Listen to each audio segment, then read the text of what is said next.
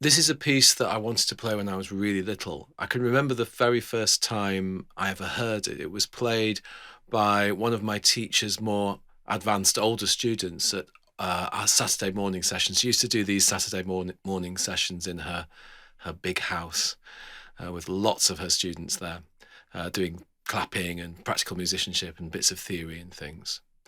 Anyway, this student played the Arabesque number one, and I just thought it was so nice, such a beautiful piece, so dreamy and gorgeous. And I can remember that my teacher, Miss Pounder, talked about how it was tricky because it had this composite crossed rhythm of twos against threes, and we all tried to do twos against threes, and I remember really liking doing it. We go dum diddle dum diddle dum, together on the dum, then diddle, separate, and then dum. So dum diddle dum diddle dum diddle dum. And she made us do it quite fast. Dum diddle dum diddle dum. And I liked this, and I was like, oh, I'm going to play that piece. But then years later, when I might have been good enough, my sister was given it by a different teacher that we had at that time, and I didn't play the same pieces that my sister played, so I still had to wait, and I waited and waited, and when I eventually did play it, oh, it was worth the wait because I really love it. It's a beautiful piece.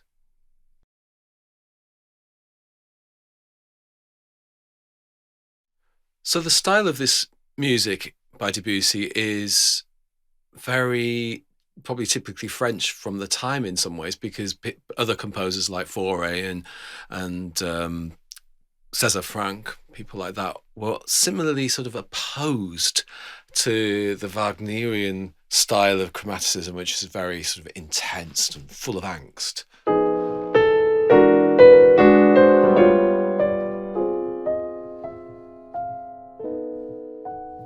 And they probably championed something purer. I mean, it's funny, the when we look at the music of people like César Franck and Fauré, it's full of chromaticism that is not at all dissimilar from this, but it has a different feeling and a different quality, something altogether more transparent. Now, I think in this Debussy piece, this Arabesque, it's even purer. It's so transparent. It's kind of dreamy. The colours are sort of rich in some ways, maybe like a beautiful, vivid watercolour. So we're moving towards the impressionist style of his future works. But this is an early work. It's late romantic, but in a very French, transparent style. But there are some touches of impressionism. There's certainly lots of jazzy touches and impressionistic tonality, which we might have a little look at in a minute.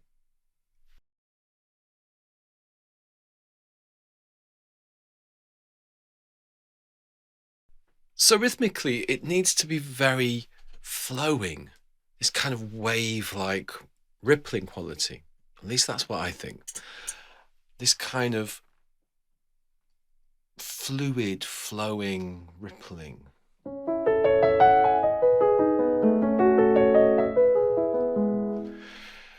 It's quite tricky in some ways to get that quality. It relies on very subtle use of rubato. You have to feel the pulse in a sort of elastic way that goes diddle a diddle a diddle a diddle a diddle a diddle a diddle a diddle a. So it has that feeling of like a wave. Also, you want to make sure that there's a sense of storytelling. This is one of the things about groove that I'm so obsessed with in all music, not just this piece, but in all pieces. I want that feeling of it telling a story. And Debussy's storytelling, that the structure, the rhythmic structure of this piece is really, really good. You get to the feeling when you get to the end of it that it's one beautiful, complete arc. The main theme has got an intricate little two against three cross rhythm that I mentioned earlier.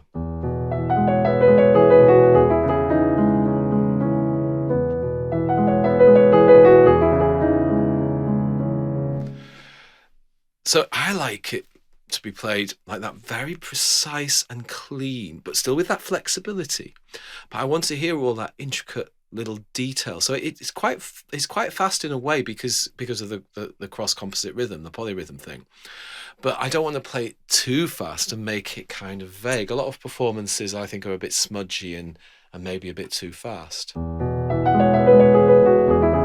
You can't really tell what's going on. Or they could be kind of slow and plodding, which which we don't want either. All sorts of horrors can happen. So like, that's just wrong. So all sorts of tricky things in this passage, this main theme, this first theme that comes in after the introductory part.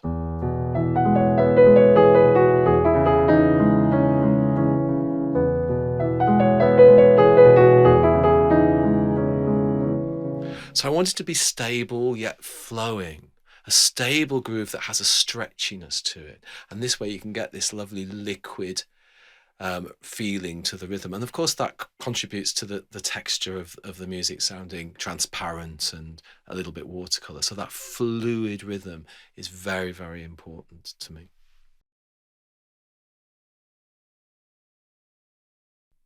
So tonally, it's not overly complex. Some of Debussy's later works use lots of very complex harmonies, very jazzy. A lot of them built on whole tone scales. So whole tone blocks, as I like to. I don't really like scales. I don't think in terms of scales. If you're interested in the way that I process music, the language of music fluently, my Play Piano Fluently website has some materials to help people learn how to do that. So you notice I'm not talking a great deal about complex theory. So a whole tone block is basically in a 3 black key group, all the black keys, and in a 2 black key group, the 3 white keys, all over the keys. And then the other way around, 4 white keys, there are 2 of them. So the second whole tone block, the 4 white keys in the 3 black key group and the 2 black keys in the 2 black key group. So we don't get much of that. There is one moment, I think, where there's definitely one moment I can think of where there's a beautiful augmented chord. Just before it comes back, the main introductory material, the opening material, comes back towards the end of the piece. It goes through C major. There's a lot of C major, Ionian mode, C major stuff. That's augmented.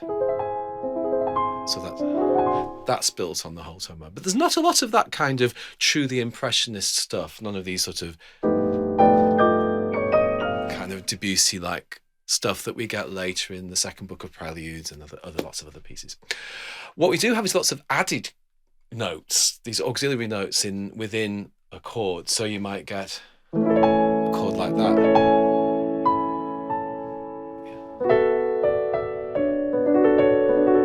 That's quite jazzy, isn't it? I mean, it's very beautiful. I mean, it sounds quite contemporary in a way, tonally, like the sort of music you're getting, contemporary popular jazz-based style, soul music and so forth. So, they're lovely. You hear lots of those. I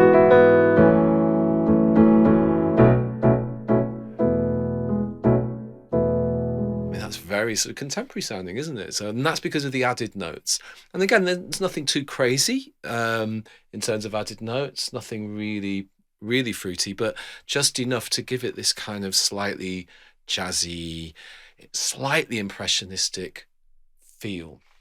The other thing we've got that's kind of nice is a pentatonic feel. So that main theme just that comes in after the introductory 5 bars. There's an introductory 5 bars, not 4 bars. So it's diddle a diddle a diddle a diddle a diddle a diddle a diddle a diddle a diddle a diddle a diddle a diddle a diddle a diddle a diddle a diddle a diddle a diddle a diddle a diddle. And I really like that opening 5 bars to tell that story really well. So you get to that last bar and you really feel it stretch. And then off we go. And it's this theme that I'm talking about tonally at this moment is very pentatonic.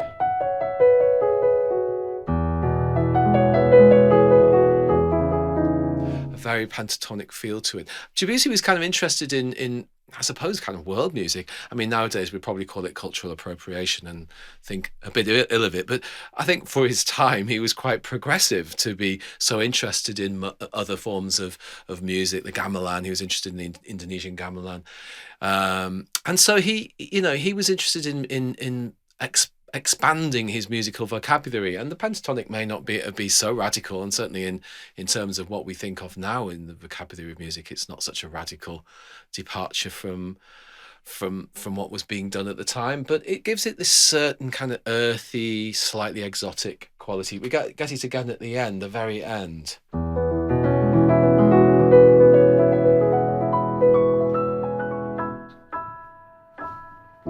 So that pentatonic feeling, it's very, very nice. It's got this, it's the sound you get if you do a glissando on the black keys. It's very transparently beautiful.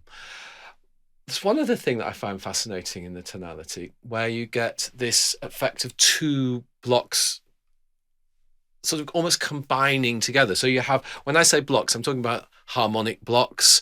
Harmonic blocks are like a major or a minor chord, but through the whole keyboard map. That's the way I think of it. So I call it a block rather than a chord or some kind of linear structure like a chord scale type thing. It's a block. It's a block of 3 notes across the whole keyboard. So take the block of C sharp minor, which is in the 2 black key group there on C sharp and E, and G sharp there in the middle of the 3 black key group. That's a C sharp minor. Here's an F sharp. If I put them together, it sounds very Debussy straight away. And they're kind of blurring slightly with the pedal, but it's nice to feel that oscillation. And towards the end of the first page, you get this effect.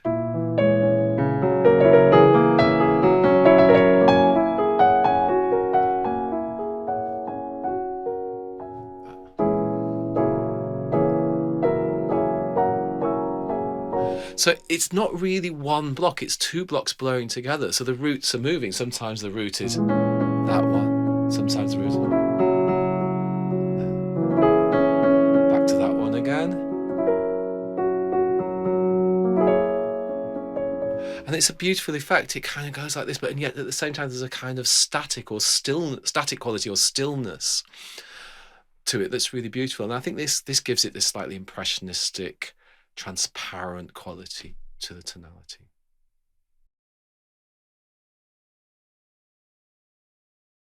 So the piano I'm going to play it on is a Bechstein. So it's got that sweetness that Bechsteins have, and this transparent quality that I think suits Debussy in this style so well. And that lovely silvery sound at the top.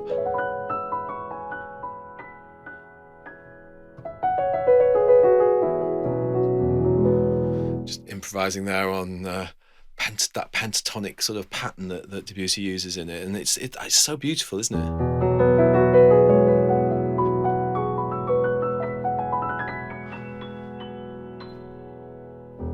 And the lovely, almost velvety, warm sound to the bass. So it feels it's a good piano to choose. It's Bechstein. The preset in Pianoteq is called a Bechstein Suite, which I've tweaked very slightly, just giving a tiny bit more of the reverb in the small hall. So it feels like a suitable piano for this beautiful, flowing, transparent piece.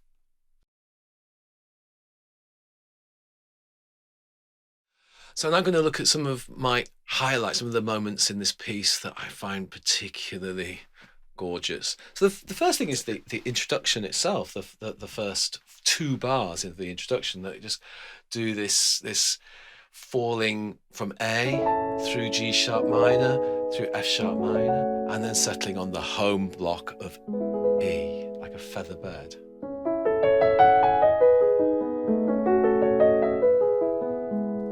So beautiful. I really, really love that. I love the way it carries on, kind of moving down through the bass. It stays on F sharp minor, but the bass carries on down.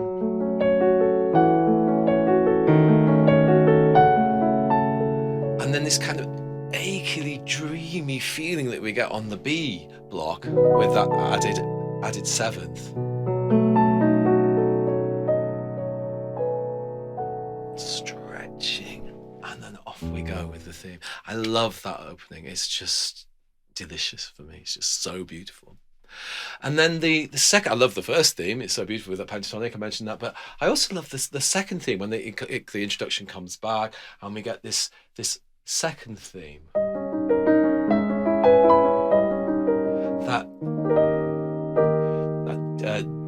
What's that? That's a D sharp block. I was struggling because you think of like E flat, but D sharp, yeah, with the auxiliary notes, going to C sharp minor, back to the D sharp, A,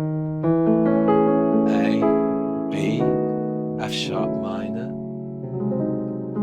That's like a G sharp block with these auxiliary C sharp. Beautiful, beautiful chords, beautiful harmonies, beautiful harmonic progressions, quite complex relationships, and it just sounds so clearly sad and tender, doesn't it? It's that kind of quality. So you get this followed by this, and then you get this followed by this, then you get this followed by that, and then this, and it followed by this triplet figure that is so gorgeous, and it says a rit, so and slow down.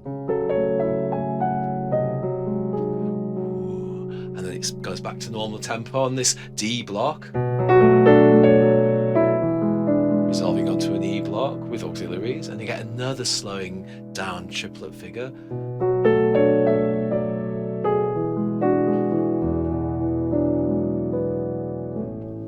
I love that passage. It's just so tender and so sad and so beautiful.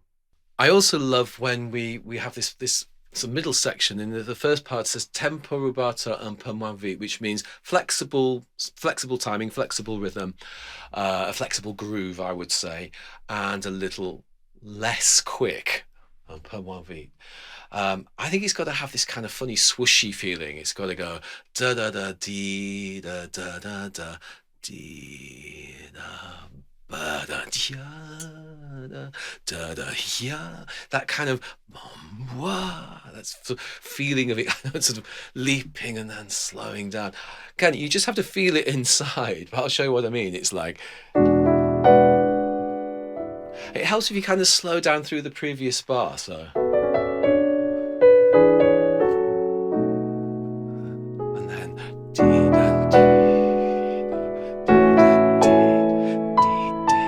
I love that, the way that kind of it's also elegant and graceful and full of this kind of slightly joyful feeling that is very, very gorgeous, very beautiful. I love that passage.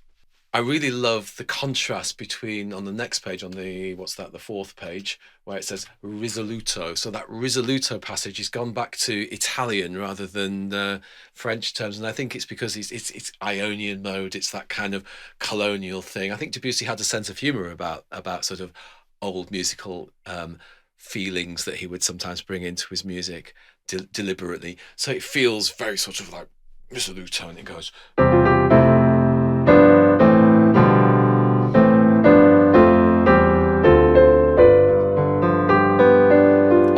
kind of melting now, and then this is the contrast that's so gorgeous.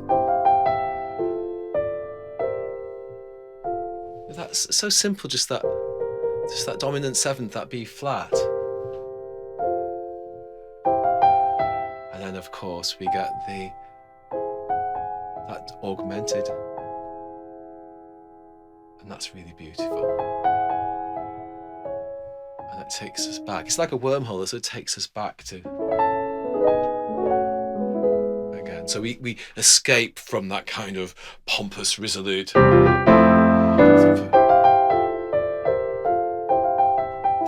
that augmented. And then on the last page, just going towards to before the end. I mean, I love the end as well, but there's this extended version of the opening material, which we get first. Which, remember, I love that kind of falling feeling. We get that same thing again, but this beautiful melody over the top. And it continues down. And further down. Even further down with this delicious chord, this beautiful chord. And then we get this big wave on F sharp minor with some added notes, so it's jazzy. And then two small waves, one on G sharp minor, one on B. And we're back home. I love that. I love the way it feels. It just has this kind of Oh, almost like it holds you, like that feather bed feeling I talk about. It feels to just so much solace, so much feeling of comfort that it seems to bring. So that's it. That's some of my thoughts about Debussy's first arabesque. So I'll now play it for you.